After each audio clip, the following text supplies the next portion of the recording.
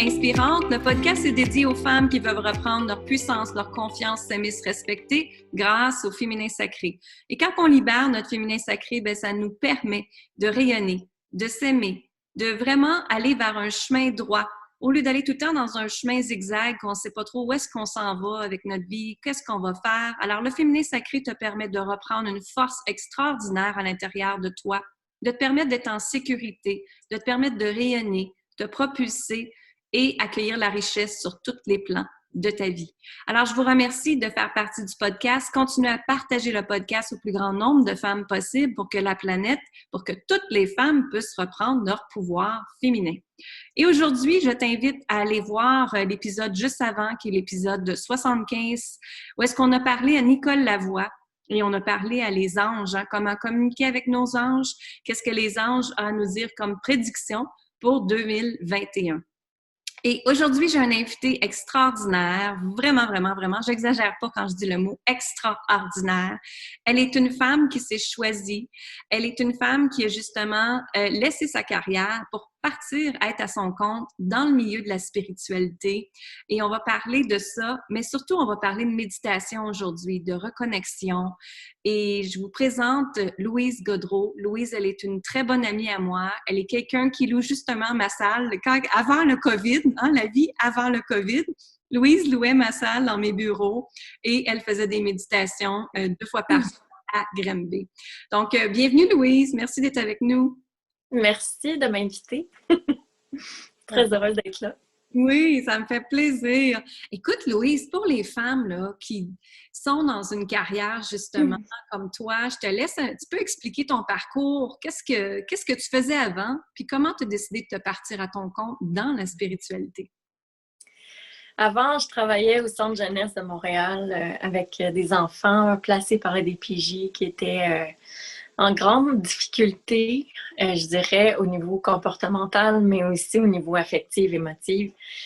J'ai adoré ce travail, ça m'a apporté énormément, ça m'a obligée à me dépasser, à prendre, à avoir plus d'affirmation, à mettre mon pied par terre, comme on dit. Puis ça m'a obligée à être super créative. Mais à un moment donné, dans cette créativité-là, ce qui est arrivé, c'est que j'ai commencé à écrire des histoires pour ces enfants-là parce que ce qu'on leur apportait comme intervention, comme outil, n'était plus suffisant. Il fallait aller au-delà de ça, il fallait innover. Et quand je me suis mis à écrire pour eux, les enfants tout de suite se sont emballés. Ils m'ont dit « Ah, moi, je veux aller dans l'espace, moi, je veux... » Et là, ils me donnaient leurs commandes en me disant exactement, précisément ce qu'ils avaient besoin. Puis, je me suis rendu compte que intuitivement, je me suis mis à écrire des méditations. Et je ne savais même pas que c'était des méditations au départ. Et tranquillement, ça a pris de l'ampleur parce que j'ai commencé à présenter ce genre d'histoire à des adultes. Les adultes ont adoré. Et là, tranquillement, pendant que je travaillais au Centre jeunesse, j'ai développé une clientèle adulte dans une ville au départ, qui était Terrebonne. Après ça, les gens de Granby ont fait « Hey, on te veut, on te veut! » Donc, je suis allée à Granby, puis finalement, je me suis retrouvée animée dans 8 villes différentes.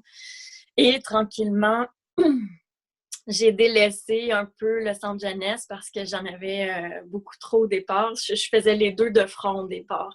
5 jours semaine, puis de plus en plus présente au niveau des groupes en méditation. Puis à un moment donné, tranquillement, j'ai réduit au centre jeunesse à 4 jours, à 3 jours, puis pour finalement m'en aller. Ce pas-là a été extrêmement difficile parce que j'avais très peur. On parlait tantôt de finances.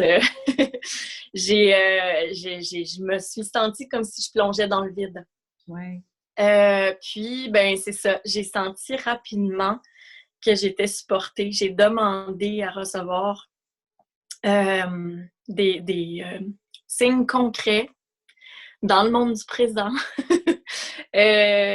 Me disant que, OK, je peux faire ça, je suis capable, j'ai tous les outils, j'ai tout ce qu'il me faut. Puis, tranquillement, ben c'est ça, j'ai plongé pour me rendre compte que j'avais des ailes, finalement. Que je plongeais pas dans le vide, c'était pas le noir en dessous, c'était enfin je suis libre, enfin je me choisis, comme tu disais tantôt. Je choisis pour moi, puis c'est drôle parce que quand je m'en suis rendu compte, j'étais avec ma mère, puis j'ai dit « Hey maman, je viens de choisir pour moi la douceur tout le temps, l'amour tout le temps. Je viens de choisir un confort de vie. » Tu sais, c'était là, une révélation pour moi, là, que je m'apportais ça dans ma vie normalement, mais je me l'apportais pas dans certaines sphères de ma vie, dont le travail. Et là, j'avais décidé à ce moment-là que je me l'apportais dans toutes les sphères de ma vie. Que je décidais à ce moment-là d'être totalement moi et d'être totalement libre d'être dans le meilleur pour moi, finalement. Et c'est ce qui s'est passé. Wow, wow.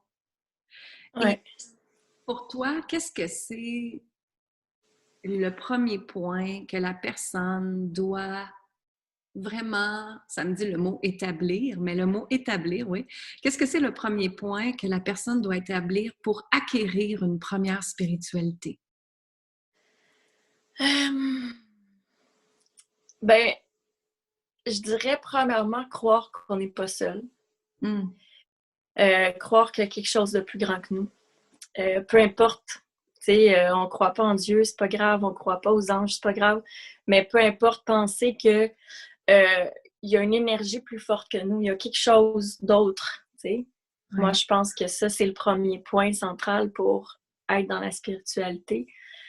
Ce qui, moi, m'a aidé à m'ouvrir à tout ça, ça a été l'enracinement qu'on appelle, l'ancrage, pour ceux qui ne sont pas dans la spiritualité, c'est un peu de se centrer dans le moment présent réellement. Puis la façon qu'on m'a montré de le faire, c'était d'imaginer des racines comme si j'étais un arbre majestueux, des racines qui partaient à ce moment-là de mon cœur. Je les imagine toujours qui partent de mon cœur parce que tout ce que je fais, je le fais avec cœur. Fait que autant pour moi que pour les autres. Donc, c'est ça. Le cœur est le point central dans tout. Donc, je pars mes racines de mon cœur, je les descends dans mes jambes jusqu'au centre de la terre. Puis, c'est ça. La visualisation, l'imagination, pour moi, ça a été comme... Ben, ça l'est encore. C'est ça qui fait que je me raccroche à tout ça, à toute l'aide que je peux recevoir dans mes méditations que j'offre aux gens. C'est par là que ça passe aussi. C'est comme si on redevenait le petit enfant puis que tout est possible. On peut imaginer, visualiser tout ce qu'on veut. Donc, la spiritualité passe à travers ça. Puis, tu sais, peu importe ce qu'on vit, on peut se projeter dans un monde de bien-être dans notre esprit, puis notre cerveau comprend qu'on le vit, ce bien-être-là. Fait que, automatiquement, tout s'aligne en nous, puis on devient mieux, on devient bien. Donc, c'est ça. Pour moi, c'est ça le chemin de la spiritualité. Bon, parce que je vois beaucoup de gens, tu sais, moi, je parle beaucoup de pouvoir, tu sais, de pouvoir féminin, de pouvoir, de puissance, qui est en fait une énergie masculine, tu sais, si on se met à regarder les mots, ça fait peur à beaucoup de femmes. Et il y en a gros qui sont venus me dire, Lynn, je veux travailler avec toi, mais le mot pouvoir, le mot puissance me fait peur. Et en fait, quand je les fais connecter justement à leur puissance, qui est leur connexion intérieure, l'ancrage avec la terre, l'ancrage, l'enracinement, bien, ça change tellement leur vie. Et là, ils découvrent une force, une puissance à l'intérieur de eux. Qu'est-ce que tu en penses? Exact. Oui, je suis très d'accord parce que c'est ça, c'est le fait qu'on se permette de s'établir, d'être vraiment dans notre présent, dans ce qu'on est, dans notre essence, fait en sorte que justement, c'est ça, on fait émerger notre puissance en nous parce qu'on se reconnaît, on s'entend, on se voit, c'est comme si pour... excusez, c'est comme si pour la première fois, on se regarde puis qu'on fait « Hey, tu as de l'importance », tu sais. C'est un peu ça qu'on fait avec l'enracinement, tu sais. C'est comme « Je suis », tu sais. Ils disent ça dans l'ancrage, hein, ils disent « Je suis », mais c'est ça, c'est comme « Ouh, je suis ». Donc, oui. Je suis nous permet d'exister, comme tu viens de dire. Oui, c'est ça. Oui. Puis la méditation, pour les gens qui ont peur de la méditation, qu'est-ce que tu leur conseillerais? Qu'est-ce que je leur conseillerais? Ben, moi, je leur dis souvent, vous méditez déjà sans le savoir, tu sais. Parce que dès qu'on fait une marche dans la nature, puis qu'on fait juste se laisser guider, ben déjà, on médite, tu sais. Fait que je leur fais rendre compte que c'est pas quelque chose de ésotérique, d'inaccessible ou de difficile, ou c'est pas juste tu sais, comme on voit tout le temps. C'est comme, non, c'est pas juste ça la méditation, c'est plein de choses, tu sais. Fait que démystifier ça un peu, rendre ça accessible, tu sais, c'est un peu mon but dans tout ce que je fais. Mais c'est ça, la méditation, tu peux méditer en marchant. Juste le fait de t'imaginer alors que tu es dans ta maison, le soleil qui entre en toi, qui te nourrit, c'est déjà une méditation, tu sais. Puis tout le monde est capable de faire ça, c'est très accessible. On peut montrer ça à un enfant, là, OK, t'as besoin, là, tu te sens pas bien, t'as de la peine, imagine le soleil qui te nourrit, qui te remplit, tu sais. Juste ça, c'est déjà méditer, tu sais. Fait que c'est ça, c'est tellement facile, puis ça devient à un moment donné comme une deuxième nature qu'on n'a même pas besoin d'y penser, tu sais. Que c'est ça devient tellement comme respirer finalement, tu sais. Méditer, c'est aussi ça, là. c'est Ça ça. devient une habitude, ça devient une habitude de vie, ça devient une habitude, en fait, pour moi, ça devient une habitude d'hygiène. Ça fait partie de ma hygiène de journée, de ma vie. J'en ai besoin de ça. Ouais. Ouais. Puis qu'est-ce que tu dirais aux gens, parce que j'entends souvent ça, là, même de mes clientes qui me disent, mais Lynn, j'ai pas eu le temps de méditer cette semaine. Qu'est-ce que tu leur dirais? Moi, je leur dirais, ça ne prend aucun temps à méditer. Tu peux être dans le trafic, puis méditer. Parce que tu peux t'imaginer être dans ta pureté tout d'un coup. Moi, je passe beaucoup par la visualisation. Tu peux t'imaginer tout d'un coup que toutes tes cellules deviennent comme des diamants, que tu te purifies de l'intérieur. Tu es en train de méditer, puis ça te prend aucun temps. Tu es dans le trafic. De toute façon, tu n'as rien à faire, puis de toute façon, tu es là, tu le perds ce temps-là. Fait que tu peux utiliser tout ce temps-là que tu as en train de faire la cuisine. Tu brasses ta sauce à spaghetti. Ben, pendant que tu fais ça, tu peux t'imaginer dans un monde absolument merveilleux qui te ressource, qui t'apporte tout ce dont tu as besoin, qui t'apporte l'apaisement, qui est la sérénité, l'harmonie. Tu peux t'imaginer dans un château de cristal à l'intérieur de ton cœur, puis qu'il n'y a plus rien qui te dérange, de la paix totale. Tu sais? Fait que c'est ça. Moi, je dirais, ben, ça ne prend pas de temps à méditer. Ça peut être pendant qu'on se peigne, pendant qu'on vit autre chose, tu sais. Des fois, les gens ils disent j'ai pas le temps de méditer parce qu'ils pensent qu'il faut absolument s'asseoir dans notre salle de méditation pendant une demi-heure, 1 heure, avec un petit verre de thé, c'est comme, ils pensent que ça prend tout un contexte, là, tu sais. Ouais. Mais non, méditer, c'est n'importe quand.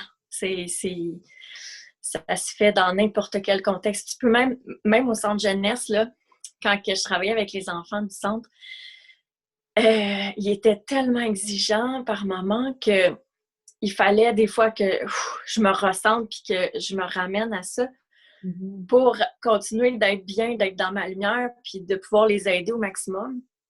Puis des fois, je le faisais avec eux, là. Ils sont turbulents, ils sont autour de moi et tout.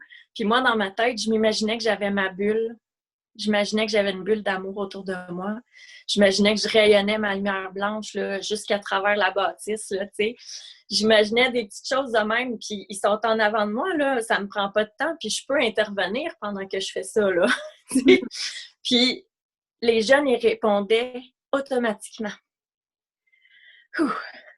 Juste le fait que moi, j'imaginais ça dans ma tête, là, ils s'ajustaient à ce que je dégageais comme une énergie de différent. Ils faisaient comme comme s'ils se rassoyaient, tu sais. Puis les chefs, ils venaient me voir, Puis il me disait, on comprend pas ce qui se passe quand tu travailles, les enfants sont calmes. Il y a quelque chose, comment ça se fait, tu sais, que, tu sais, il y a quelque chose de différent, tu sais. Fait que là, je leur disais, c'est pas moi. Tu sais, puis, c'est ça. Tranquillement, le chemin s'est fait que même les autres éducateurs, ils voyaient, il y a quelque chose, qu'est-ce que tu fais? Comment ça se fait que moi, ça prend, je sais pas combien de temps, aller endormir cet enfant-là, puis toi, 5 minutes, il dort, tu sais. Fait que tranquillement, je leur ai dit, mais c'est parce que je leur offre ça. Je leur offre ce type d'apaisement-là, tu sais. Fait que là, ils ont fait, OK, montre-nous. Montre-nous, on veut savoir. Fait que c'est ça, je sais plus d'où ça partait la question, mais je me suis rendue là. C'est parfait. Puis pour les gens, justement, hein, qui vivent là, présentement dans l'espace de la peur du COVID, qu'est-ce que tu dirais pour reprendre leur puissance, justement, à eux? J'aurais le goût de leur dire que ton état d'âme, c'est un choix. Ce que tu as envie de ressentir, c'est toi qui décides qu'est-ce que tu as envie de ressentir. Personnellement, quand je me réveille le matin, je refais un nouveau choix chaque matin. C'est ce que j'inviterais les gens à faire. Quand tu te réveilles, décide, OK, moi aujourd'hui, je m'offre quoi dans ma journée? Qu'est-ce que j'ai envie de vivre? Si moi, je décide que je m'offre de la joie, j'imagine que je la laisse monter de la terre jusqu'à mon cœur.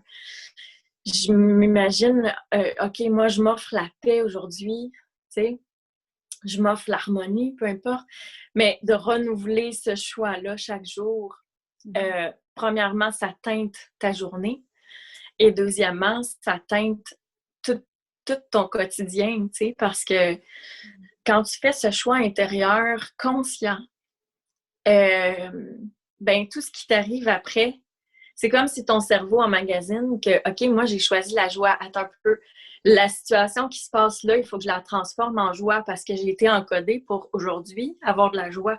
Fait que c'est comme si tout change dans ton quotidien, tu sais, parce que ça répond à ce que tu as installé en toi. Fait que c'est comme si la COVID, tout ce qui se passe, les frustrations, les ça, ben ça coule sur le dos d'un canard parce que toi, tu as choisi de t'offrir quelque chose de différent de tout ça. T'sais, oui, tu le vois. Oui, tu peux en vivre des frustrations ou des émotions par rapport à ça. Mais tu te ramènes à ton choix. Fait que ça... OK. Qu'est-ce que je peux voir de bénéfique et de positif dans ce qui se passe? Parce que, tu sais, présentement, moi, là, pour moi, la COVID et toutes ces situations-là, c'est des bénédictions. Parce que je vois que, ça me porte à faire plus de choses en ligne. J'ai moins de trafic. J'ai pas de trafic. Tu sais, je vois comme tous les aspects positifs à ça. Fait que, vous pouvez faire la même chose aussi, tu sais. Dire, ben, OK, moi, je choisis d'aller voir qu'est-ce que je peux gagner dans cette situation-là. Qu'est-ce qui peut être bon de ce moment-là qui m'est offert, peut-être que je suis pas content parce que je suis restreint, je peux pas voir mon monde comme je veux, mais il y a des avantages à ça, tu sais, parce que pour la première fois de notre vie, on comprend que, wow, les échanges entre nous sont importants. Tu sais, c'est comme si on réalise à quel point l'amour, le partage, toutes ces choses-là sont au cœur de notre réalité sans qu'on s'en rende compte. T'sais. On l'avait perdu de vue, ça, parce qu'on était dans l'agitation, dans les obligations, dans ça. Fait que c'est ça que je leur dirais, c'est ça que je vous dis à tous, finalement, c'est ça, qu'on peut se ramener à tous les bienfaits que ça nous apporte. Fait qu'on va être beaucoup plus en paix, tu sais. Puis la peur, elle s'enlève dans ce temps-là parce que tu es centré sur le positif, sur le bien, tu sais, le bon. Donc, c'est ça. La peur, c'est une fréquence qui nous emmène dans un trou noir, que moi j'appelle, qu'on finit avec l'espace de la peur. Et quand on commande la fréquence, comme tu viens de dire, de la joie, de la gratitude, du plaisir, du bonheur, de qu'est-ce qu'on décide. Parce que nous, on a encore le choix de décider comment on se lève le matin. Hein? Fait que quand on décide qu'on est dans la fréquence de la paix, ben on peut justement s'emmener de la paix tout au long de la journée. Quand on décide dans la fréquence d'amour, de liberté, peu importe ce que vous désirez, vous avez le droit absolument de commander votre fréquence que vous voulez avoir à chaque jour. Oui. Oui, moi, c'est ce que je dis tout le temps et c'est ce que je fais à chaque jour aussi. Je me lève le matin, je commande ma fréquence, qu'est-ce que j'ai besoin et je remercie l'univers pour tout ce que je vais avoir et tout ce qui s'en vient. Exact. Oui. Parle-moi de la gratitude pour toi. Ah, la gratitude, ça fait des miracles. La gratitude, pour moi, ça me propulse. Parce que quand je remercie avec le cœur, quand que je me place dans cette énergie-là de « Wow, je suis comblée », ça m'impressionne tout ce qui arrive de positif autour de moi. C'est comme si ça fait boule de neige, tu sais. Plus que je remercie, plus que j'ai de raisons de remercier, puis plus que j'ai de raisons de remercier, plus je suis émerveillée, puis c'est comme si ça crée ça crée un effet d'enchaînement. Donc, pour moi, la gratitude fait partie de ma vie, fait partie de chacune de mes journées, et je dirais quasiment de chaque heure, parce que je suis constamment en train de remercier pour tout, pour un regard, pour le soleil, pour n'importe quoi. Pour un petit oiseau qui se dépose dans ma cour. C'est comme... Puis plus que je le fais, plus que je suis exaucée aussi. Mm-hmm. Dans ce que j'ai besoin, dans les ressources que je demande, dans n'importe quoi. C'est comme si tout me vient facilement, tu sais. Puis ça, c'est pas juste moi, c'est accessible à tous, tu sais. N'importe qui fait ça et c'est le résultat que ça produit, là, tu sais. Oui. Ouais. Ça nous emmène de plus qu'on remercie. En fait, moi, je le vois un peu comme quand on élève nos enfants. Tu sais, on dit, quand on lui donne quelque chose, qu'est-ce qu'on dit? Merci. Oui. Et c'est ça, la gratitude. L'univers veut nous entendre dire merci, merci, merci. Et plus qu'on dit merci, plus qu'il nous donne ce que l'on veut. Plus qu'on est dans un état de gratitude, comme tu dis, ça fait effet boule de neige, vous allez recevoir tout ce que vous désirez parce que vous êtes dans l'espace de la gratitude. Oui. Oui, c'est vraiment ça. Y a-t-il quelque chose d'autre que tu veux rajouter, ma belle Louise? Qu'est-ce que ça tente de parler d'autre? Tu m'avais dit au départ que l'entrevue était centrée sur comment rester dans notre lumière. Je dirais de chanter, de bouger, être dans notre corps, danser. Quand on fait ce genre de choses-là, notre cerveau comprend qu'on va bien. C'est comme si à l'intérieur, c'est pas comme si, il y a des hormones qui se sécrètent pour activer notre corps. Oui. Pardon? Les hormones du bonheur. C'est ça, les hormones du bonheur pour dire, hey, toi, t'es heureux, là, t'es en train de chanter, là. Puis même si tu te forces au départ, même si en dedans, là, t'es triste ou t'es fâché ou peu importe, même si tu te forces à chanter, en dedans, là, tout s'active dans ton corps. Hey, elle est heureuse. OK, hormone du bonheur, elle est heureuse. Puis même des fois, faites l'exercice, tu te regardes dans le miroir puis tu te souris, tu sais. Mm-hmm. C'est comme si tout d'un coup, ton état d'esprit change, tu sais. Parce que tu te vois sourire, tu sais. Fait que c'est ça. Puis je dirais, remettez à plus grand. Remettez, tu sais, on remet, tu sais, on s'en met tellement sur les épaules, tu sais, puis, tu sais, quand on est dans les inquiétudes par rapport à la COVID ou tout ça, remettons, dégageons-nous un peu, là, tu sais. C'est pas à nous de tout porter, puis de tout analyser, puis de tout faire. Respirons, là, tu sais. Puis, quand on vit une difficulté, le mieux, c'est de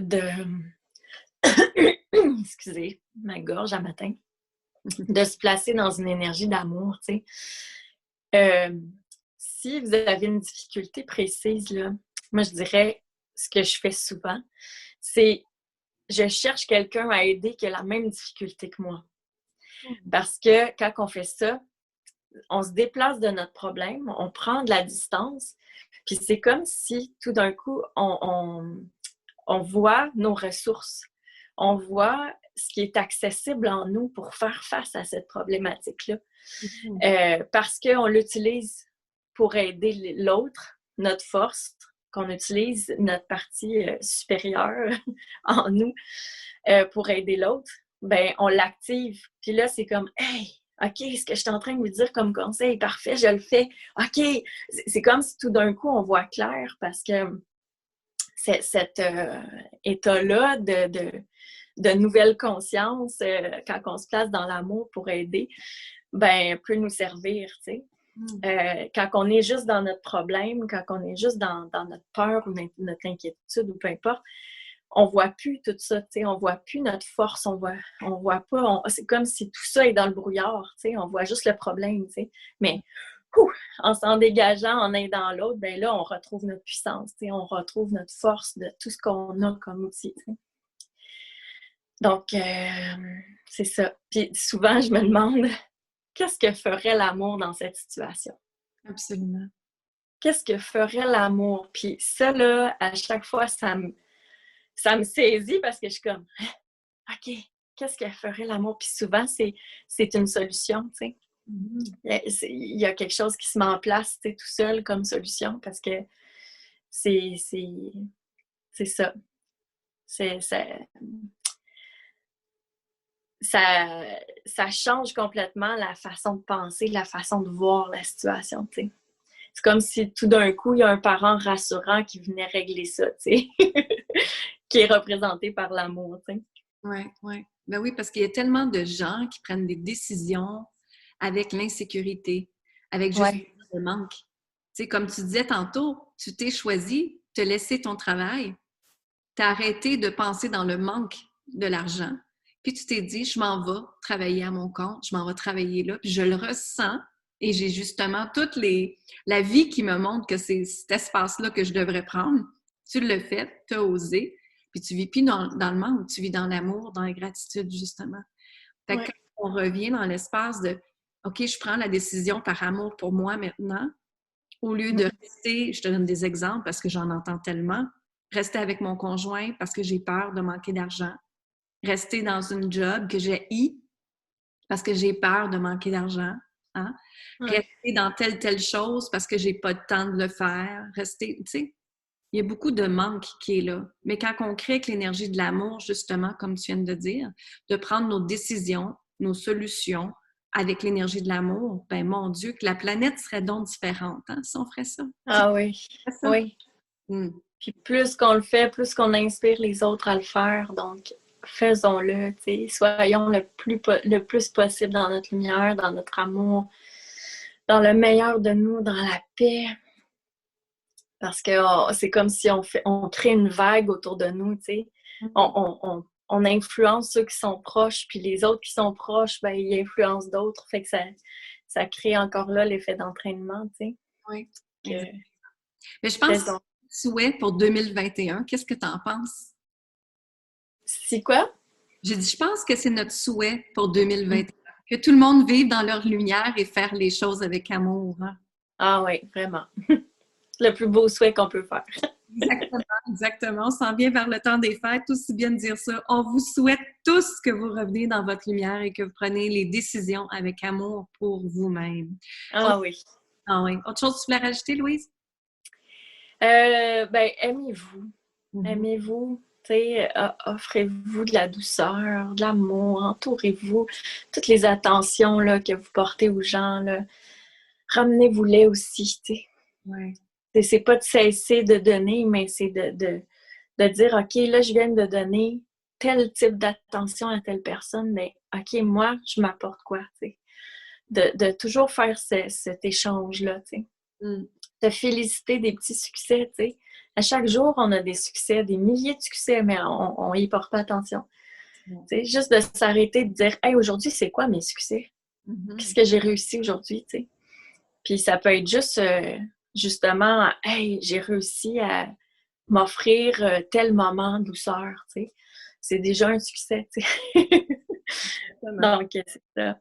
Ouais. Puis quand vous avez de la misère, tu sais, tantôt on parlait, là, les gens qui ont de la misère à méditer puis qui savent pas trop comment, ben juste allumer une chandelle puis vous perdre dans la flamme, tu sais. Juste ça, c'est déjà une méditation extraordinaire, tu sais. Ça nous rappelle notre propre flamme intérieure, ça nous rappelle de notre essence, tu sais. On est matière, on est, tu sais, beaucoup d'autres choses, mais ça nous rappelle de nous ramener à l'essentiel. Ouais. Donc, c'est ça. Puis, en même temps, ça réchauffe l'intérieur. Oui, absolument. C'est un très bel exercice, tu as absolument raison. Faites-le, amusez-vous avec ça, de voir qu'est-ce qui remonte en regardant la flamme. Oui. Écoutez les réponses, hein? Exactement. Oui, on a tellement de réponses en nous sans le savoir, là. Oui. Exact. Et je te remercie énormément, Louise Gaudreault. Allez la voir. Je te laisse partager ton site web, ta page Facebook, Louise.